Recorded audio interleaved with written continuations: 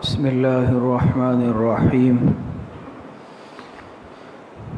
وبه قال حدثنا سعيد بن عبد الرحمن المخزومي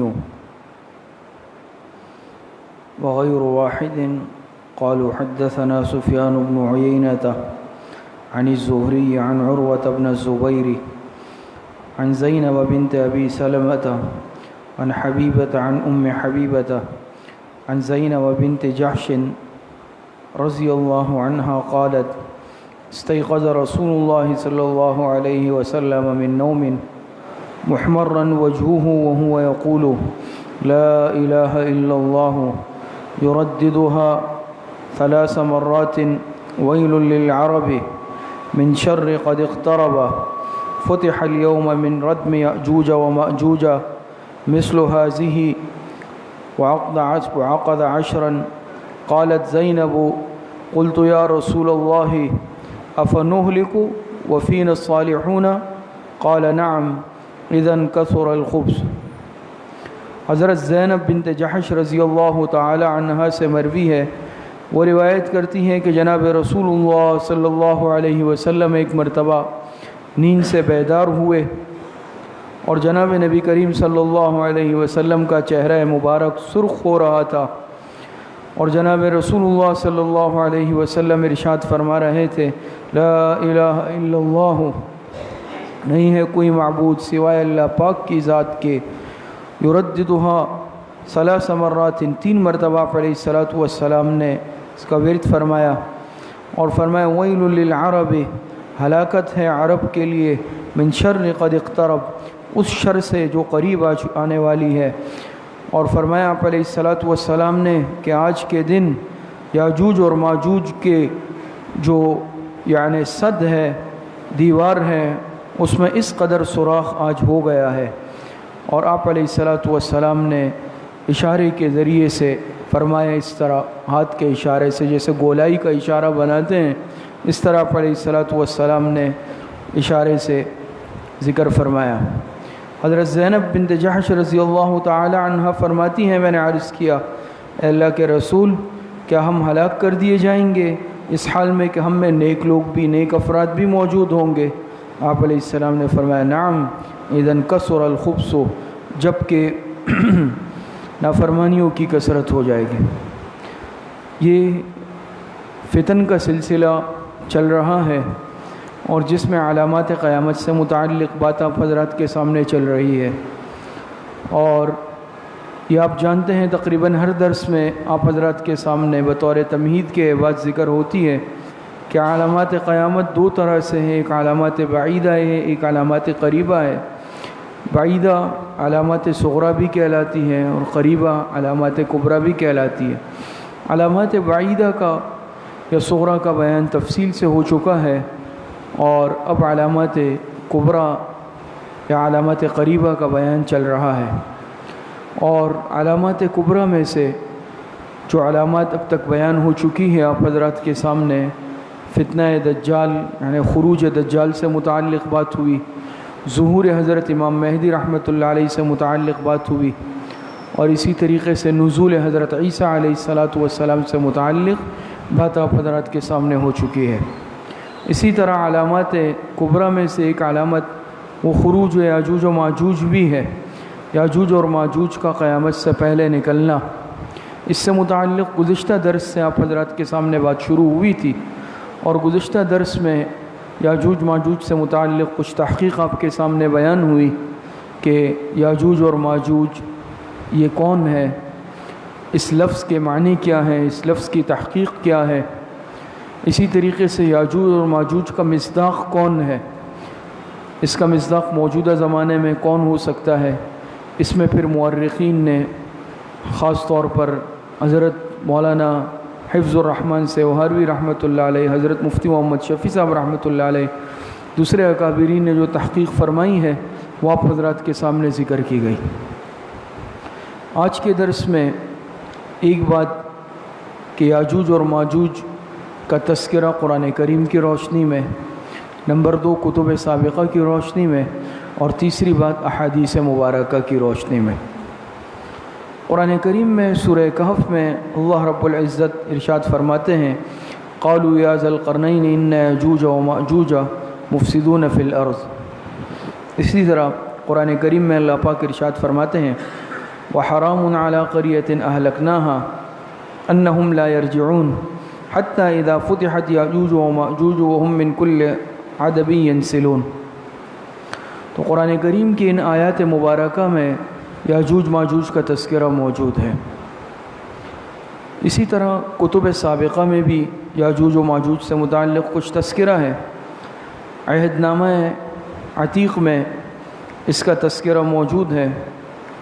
جو عیسائیوں کی کتاب ہے۔ اس میں لکھا ہے کہ اور خداوند کا کلام مجھ پر نازل ہوا کہ اے آدم زاد، جوج کی طرف جو ماجوج کی سرزمین کا ہے، اور اسی طریقے سے روش اور مسک اور طویل کا فرما رواں ہے۔ ہندو مت کی مشہور کتاب ہے،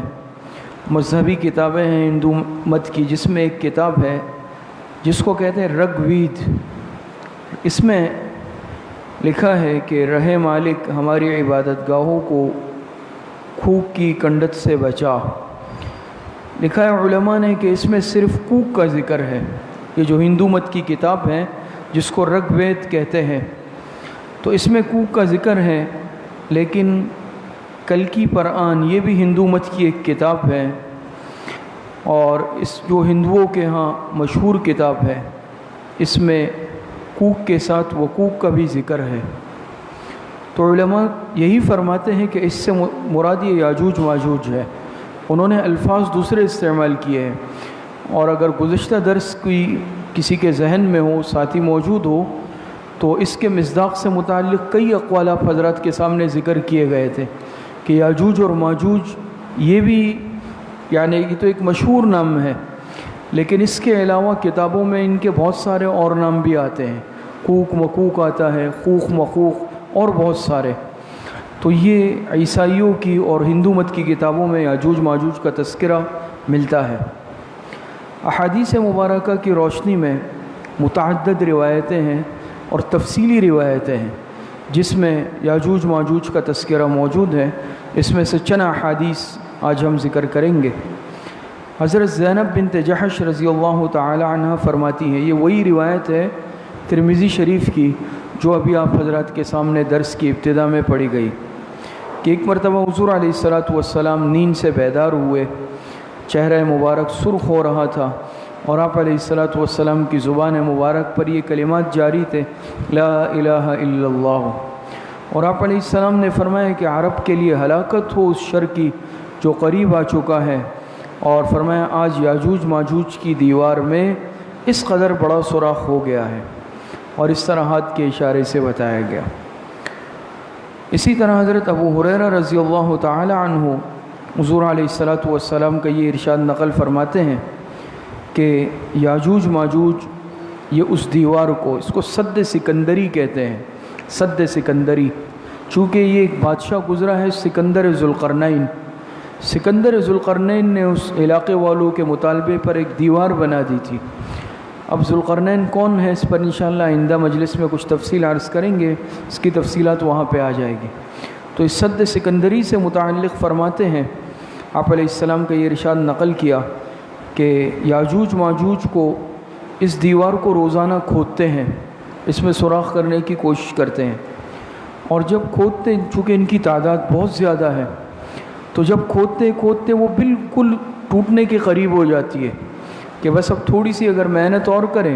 تو اس دیوار میں سوراخ ہو جائے گا، ٹوٹ جائے گی۔ جب قریب ہو جاتے ہیں توڑنے کے، تو چونکہ اندھیرا ہو جاتا ہے، مغرب کا وقت ہو جاتا ہے، اور ان کا جو بڑا ہے، سردار ہے، وہ ان سے کہتا ہے کہ چلو اب بس کر دو، یعنی اندھیرے کی وجہ سے اب کام روک لو، اب ہم باقی دیوار کل آ کر توڑ دیں گے، تھوڑی سی رہ گئی ہے۔ لیکن جب یہ کل آتے ہیں تو اللہ پاک کا کرنا یہ ہوتا ہے کہ وہ دیوار دوبارہ پہلے جیسے ہو گئی ہوتی ہے، یعنی اللہ پاک کے حکم سے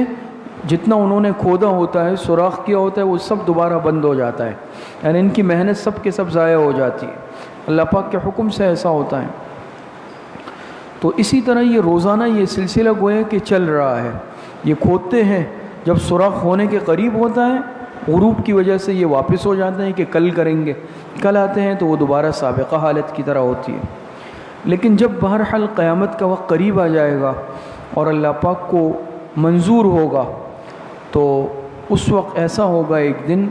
کہ ان کا سردار کہے گا، جب یہ لوگ کودتے کودتے مغرب کا وقت ہوگا تو اس کی زبان سے جملہ نکلے گا کہ اب بس کر دو، اب کل تم اسے انشاءاللہ توڑ دو گے۔ وہ انشاءاللہ کہہ دے گا، اس کی زبان سے، یہ بھی اللہ پاک کے حکم سے ہوگا، اللہ پاک کی مرضی سے، منشا سے ہوگا کہ اس کی زبان سے نکلے گا کہ اب تم کل انشاءاللہ اس کو توڑ دو گے، باقی کل توڑیں گے، انشاءاللہ کہہ دے گا۔ اور اگلے دن جب یہ واپس آئیں گے تو بس اسی طرح پائیں گے جس طرح چھوڑ کے گئے تھے۔ اس سے پہلے تو ایسا نہیں ہوا نا، جب بھی واپس آتے ہیں تو سابقہ حالت میں، یعنی اس طرح ہوتی کہ بالکل ٹھیک ہوتی، پھر سے محنت کرنی پڑتی، جب تو ٹوٹنے کے قریب ہوتی چلے جاتے کہ کل توڑیں گے، پھر آتے تو پھر سے دیوار ٹھیک۔ لیکن جب یہ کہیں گے کہ کل انشاءاللہ توڑ دو گے، پھر آئیں گے تو اسی طرح ہوگی، ٹوٹنے کے قریب یہ توڑ دیں گے۔ اور جب توڑ دیں گے تو اس صورت کے اندر یہ پھر باہر نکل آئیں گے، اس دنیا میں آ جائیں گے، باہر آ جائیں گے۔ اور جب باہر آئیں گے، چونکہ بہت بڑی تعداد ہوگی، تو جب باہر آئیں گے تو زمین کا جتنا پانی ہوگا، دریاؤں کا، سمندروں کا، سب کے سب پانی پی لیں گے، ایک قطرہ بھی باقی نہیں چھوڑیں گے۔ اور لوگ ان کے خوف سے اور ڈر سے بھاگ جائیں گے، اور اس کے بعد یہ لوگ آسمان کی طرف متوجہ ہوں گے اور آسمان کی طرف تیر برسانا شروع کریں گے کہ بھئی ہم خدا کو مار رہے ہیں اپنے زعم میں۔ زمین کی طرف جب تیر پھینکیں گے تو اللہ پاک کا نظام ایسا ہوگا، اللہ پاک کے حکم سے وہ تیر واپس آئیں گے تو ان پر خون لگا ہوا ہوگا، خون سے رنگین ہوں گے۔ تو یہ کہیں گے یہ دیکھ کر کہ زمین کی مخلوق کے بعد اب آسمان کی مخلوق پر بھی ہم غالب آ چکے ہیں، یعنی ہم نے آسمان کی مخلوقات کو بھی ختم کر دیا، یہ سمجھیں گے۔ اور اللہ پاک اس کے بعد ان کی گردن میں ایسا نظام ہوگا کہ ان کی یہ جو گدی ہے، گدی کے پاس ایک دانہ سا نکل آئے گا، جیسے پھوڑا سا ہوتا ہے، اور ایک کیڑا اللہ پاک اس میں مسلط کر دیں گے، اور اس کیڑے کی وجہ سے سب کے سب ہلاک ہو جائیں گے۔ حدیثوں میں اس کی مزید تفصیلات بھی موجود ہیں۔ اسی طرح حضرت ابو سعید خدری رضی اللہ تعالی عنہ سے مروی ہے کہ قیامت کے دن اللہ تعالی حضرت آدم علیہ السلام سے مخاطب ہو کر فرمائیں گے کہ بعث النار کو نکال لو، بعث النار کو۔ حضرت آدم علیہ السلام عرض کریں گے اللہ بعث النار سے کیا مراد ہے؟ اللہ پاک فرمائیں گے ہر 1000 میں سے 999 افراد کو جہنم کے لیے نکال لو، ہر 1000 میں سے 999 کو نکال لو، ان کو جہنم میں داخل کرنا ہے۔ اب آپ اندازہ لگائیں کہ مخلوق کو اگر 1000 میں تقسیم کیا جائے اور ہر 1000 میں سے 999 کو نکالا جائے تو کتنا بچے گا؟ ایک بچے گا۔ تو ہر 1000 میں سے 999 کو جہنم کے لیے نکال لو۔ صحابہ اکرام نے عرض کیا اللہ کے رسول وہ ایک نجات پانے والا کون ہوگا؟ آپ علیہ السلام نے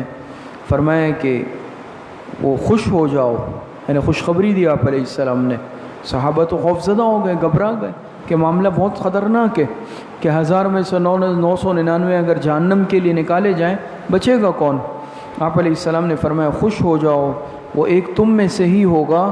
اور جو باقی ہوں گے وہ یاجوج ماجوج میں سے ہوں گے،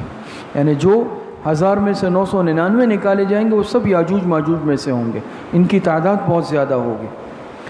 تو اس حدیث سے یہ معلوم ہوا کہ جہنم میں مخلوقات میں سے جو سب سے زیادہ تعداد ہوگی وہ یاجوج ماجوج کی ہوگی، ان میں سے ہوگی۔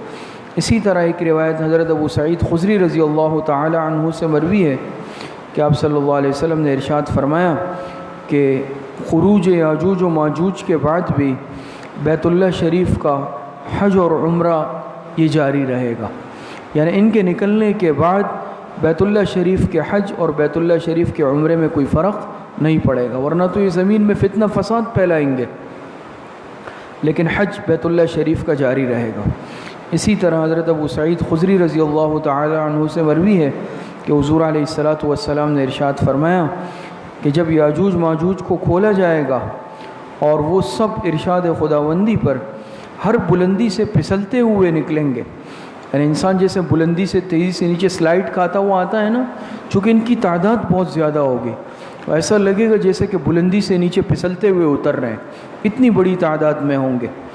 تو دیکھتے ہی دیکھتے پوری زمین میں یہ پھیل جائیں گے، زمین ان سے بھر جائے گی، اور مسلمان ان کے ڈر سے بھاگ کھڑے ہوں گے، بھاگ جائیں گے، خوفزدہ ہو جائیں گے،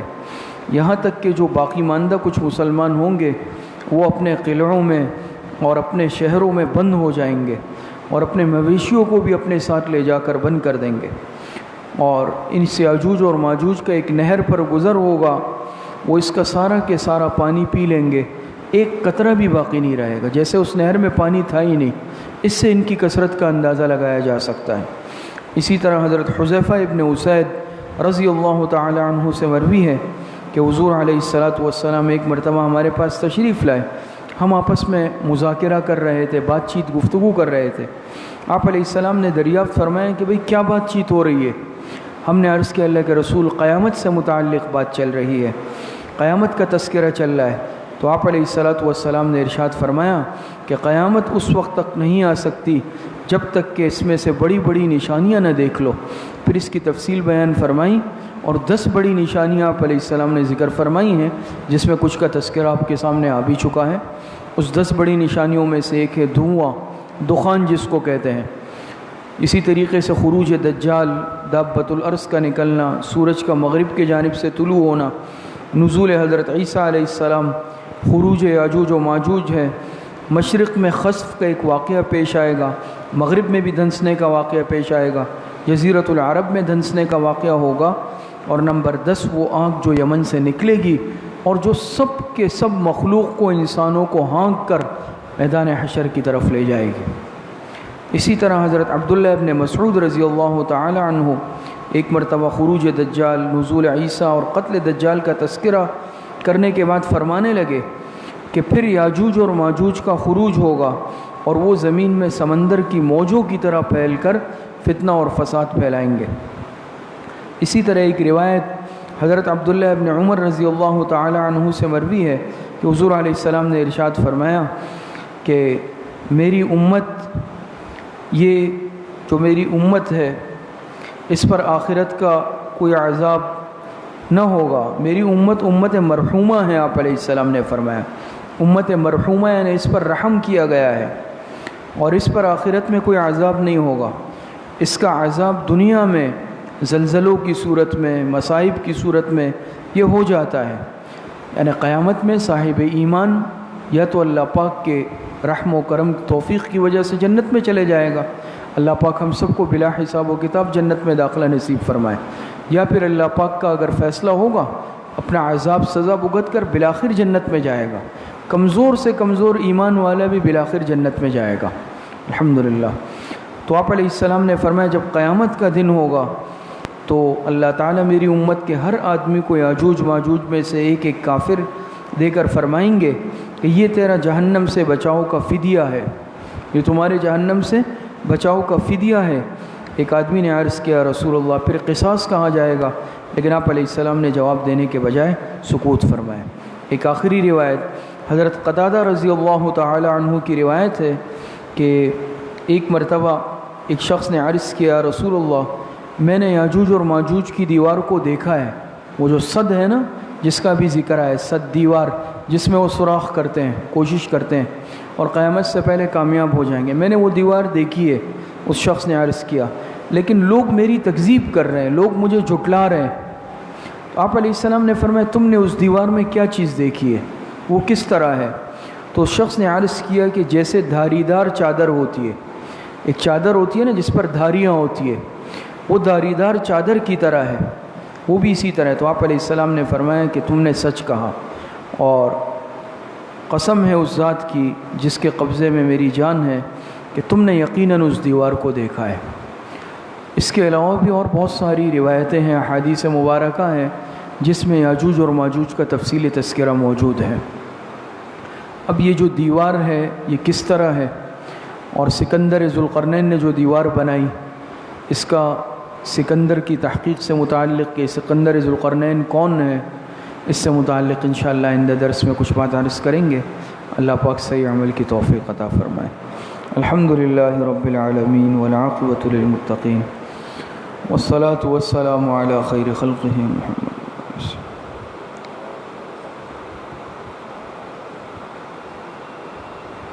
وصلی اللہ وسلم علی نبینا محمد وآلہ واصحابہ اجمعین برحمتک۔